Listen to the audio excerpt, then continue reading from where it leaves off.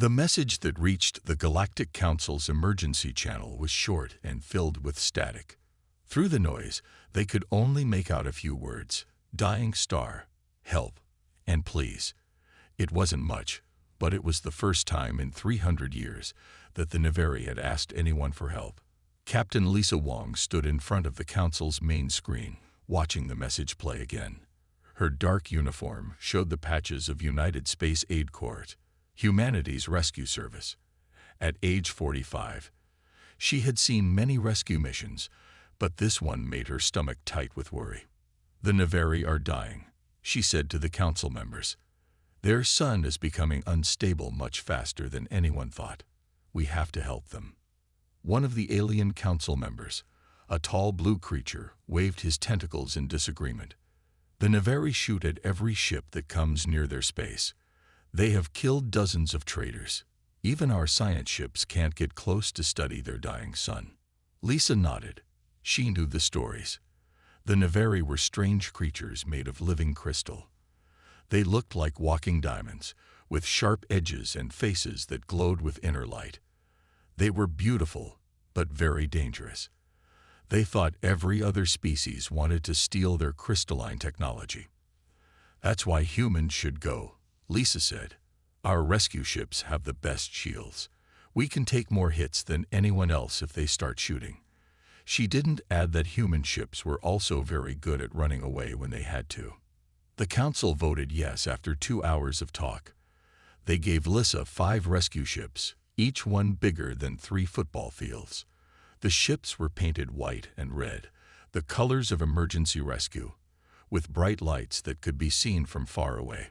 No one could mistake them for attack ships. 3 days later, they entered Neveri space. Lisa stood on the bridge of her ship, the Hope's Light. Through the big window, she could see the Neveri sun. It looked angry, with huge spots of darkness and loops of fire jumping from its surface. "Send the message again," she ordered. Her communications officer pressed the button, sending out their words in 20 different languages. "This is a rescue mission. Your sun is dying. We are here to help you evacuate. Please respond." For 10 minutes, nothing happened. Then her sensor officer shouted, "Energy readings. They're powering up weapons." Lisa grabbed her chair as the first plasma bolt hit them. The ship shook hard. "Shields holding," someone yelled. Through the window, she saw green fire coming from 3 Neveri ships. They were beautiful crystal ships that looked like sharp diamonds flying through space. "Send the message again," Lisa ordered. "Tell them we're here to help." Another hit made the lights flicker. Shields at 60%. The Neveri ships kept coming. They shot again and again. Lisa saw the rescue ship next to hers explode in a ball of fire. She could hear the screams on the radio as another ship lost its engines. "We have to retreat," her first officer said. "We've lost the Mercury and the Star Hope. The Phoenix is badly damaged." Lisa wanted to cry. They had come to save lives, and now her own people were dying. "Send one last message," she said. "Tell them we will come back if they change their minds. All ships, retreat." As they turned away, their sensors recorded everything about the Neveri sun. Later, those readings would show them the horrible truth. The sun would explode much sooner than anyone had guessed. The Neveri had just shot down their last chance to evacuate in time. Or so they thought. They didn't know humans very well. When humans decide to save someone, they don't give up easily. Back on Earth, the rescue team gathered in a large room filled with screens and computers. The mood was heavy. 23 rescue workers had died trying to save the Neveri. Their families were still crying. Many people said they should forget about the Neveri and let them face their fate alone. Dr. James Chen walked into the room, holding a tablet computer. His hands were shaking. As Earth's best expert on dying stars, he had been studying the sensor data from the failed rescue mission. His face was pale as he looked at the rescue teams. "It's worse than we thought," he said, touching one of the big screens. A picture of the Neveri sun appeared, covered in angry red and black spots. "Their sun isn't dying slowly anymore.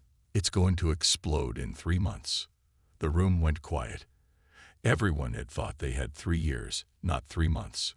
Captain Sarah Chen, James's sister and one of the most experienced rescue pilots, stood up from her chair.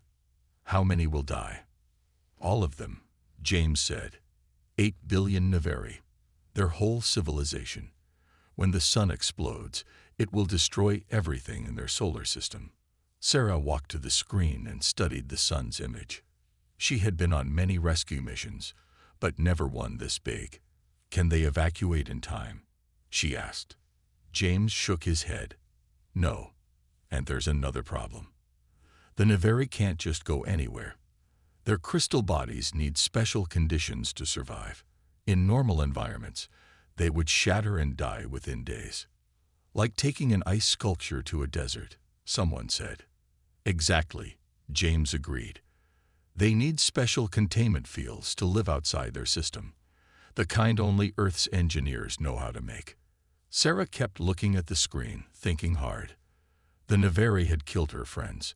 They would probably shoot at any other rescue ships, but 8 billion people would die if someone didn't help them. Then she saw something in the sun's image that gave her an idea. What if we don't evacuate them? She said slowly. Everyone stared at her. But you just said they'll all die, a young rescue worker said. Sarah smiled. They'll die if their sun explodes. But what if we stop it from exploding? James looked at his sister like she was crazy. Stop a sun from exploding? That's impossible. No, Sarah said, getting excited. Look, we have the quantum containment field technology. We use it to keep small groups of Navari safe. What if we made it bigger? Much bigger. She touched the screen, drawing lines around the sun. We could put satellites around their sun, each one generating a piece of the containment field. Together, they could hold the sun together, stop it from exploding. That's crazy, James said, but he was already doing calculations on his tablet. The power needed would be enormous. We'd need at least 50 satellites, perfectly positioned. And we'd have to do it without them shooting us down, Sarah added. We'd need stealth ships, small crews, people willing to risk everything. Even if it works, someone said, they might still try to kill us. They might not even thank us. Sarah looked at the pictures of the rescue workers who had died trying to help the Navari. This isn't about thanks, she said. This is about doing what's right. Sometimes, the people who need saving the most are the ones who fight against it the hardest. She looked around the room. I need volunteers. This mission will be dangerous. We might die. The Navari might never know we saved them. But 8 billion lives are at stake. Who's with me? One by one, hands started going up. The room was full of humans who had joined the rescue service for one reason: to save lives, no matter the cost. 2 weeks later, Sarah stood in a hangar filled with strange-looking ships. They were nothing like the big, bright rescue ships that the Navari had shot down. These ships were small and dark, covered in special paint that made them almost invisible to sensors. Each one could carry only 4 people, but they also carried something much more important: the quantum satellites that would save the Navari sun. The plan is complicated, Sarah told the volunteers. We need to put 50 satellites in perfect positions around their sun. Each satellite must connect to the others with quantum energy beams. If we get even one position wrong, the whole thing fails. Tom Martinez, their best pilot, raised his hand. How do we get past their patrols? Even with stealth ships, they might see us when we stop to put the satellites in place. Sarah pointed to a map of the Navari solar system. We go in teams of 3. 2 ships guard while one places the satellite. We'll need 5 minutes for each placement. 5 minutes where we might be seen. And if they spot us? Someone asked. Run, Sarah said simply. We can't fight back. Any weapons fire would give away all our positions. If they catch one ship, the rest must keep going. Engineers were loading the satellites into the ships. Each satellite looked like a silver diamond, about the size of a car. They were beautiful but very delicate. One hit from a Navari weapon would destroy them. Dr. James Chen walked between the satellites, checking each one carefully. Remember, he said, these have to be placed in an exact pattern. The quantum field will only work if every satellite is exactly where it should be. Sarah watched her brother work. He had hardly slept in 2 weeks, making sure every calculation was perfect.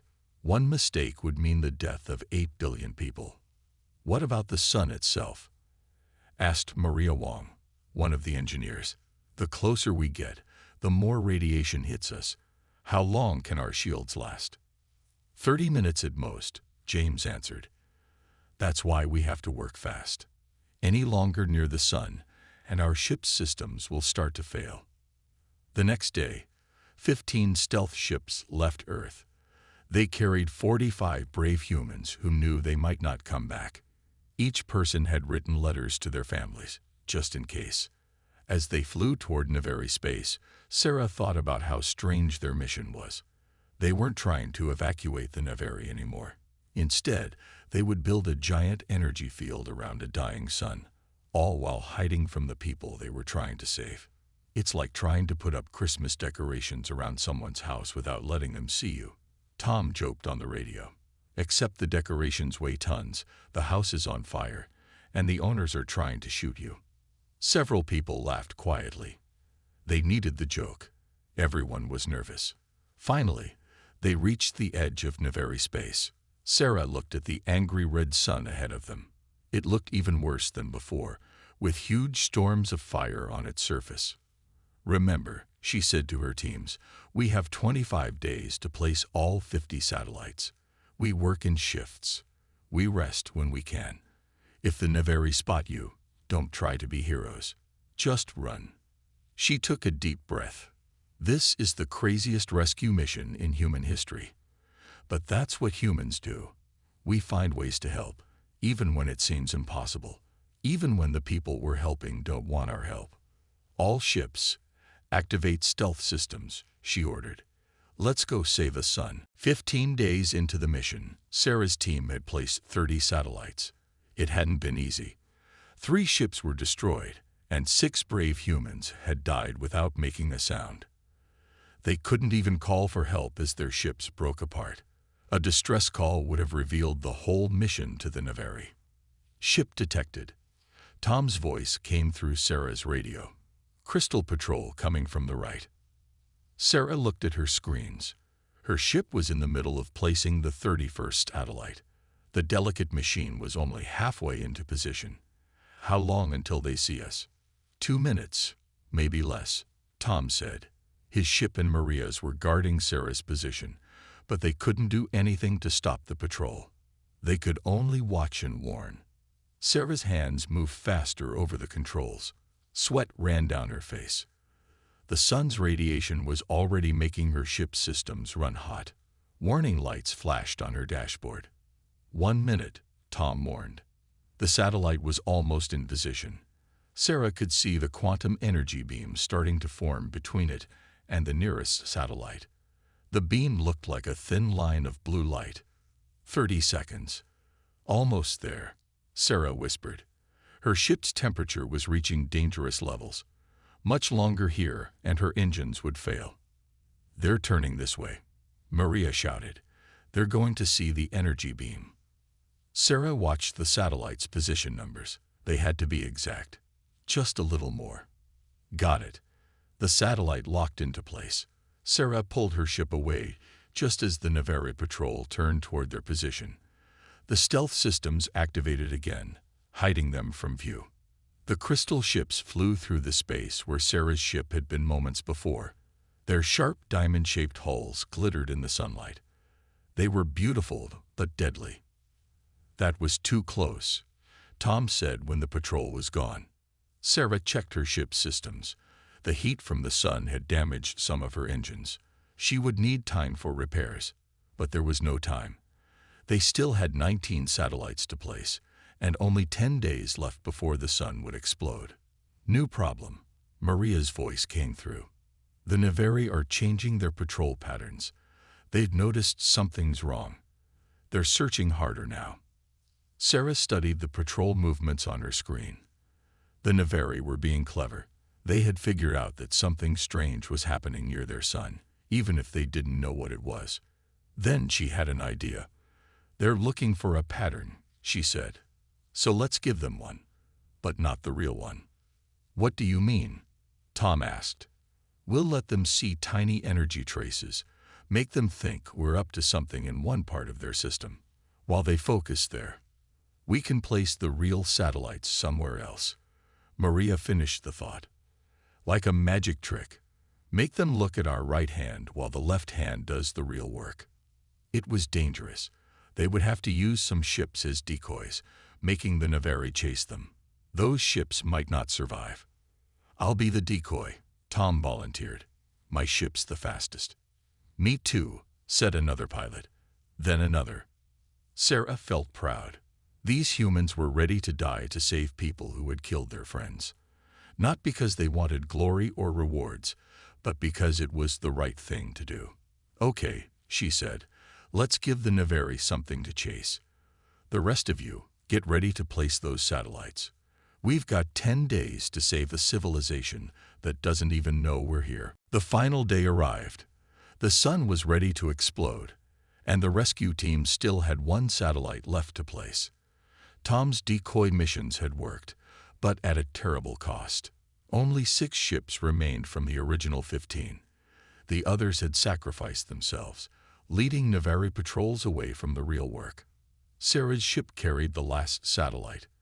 Her engines were failing, damaged by too many close passes near the dying sun.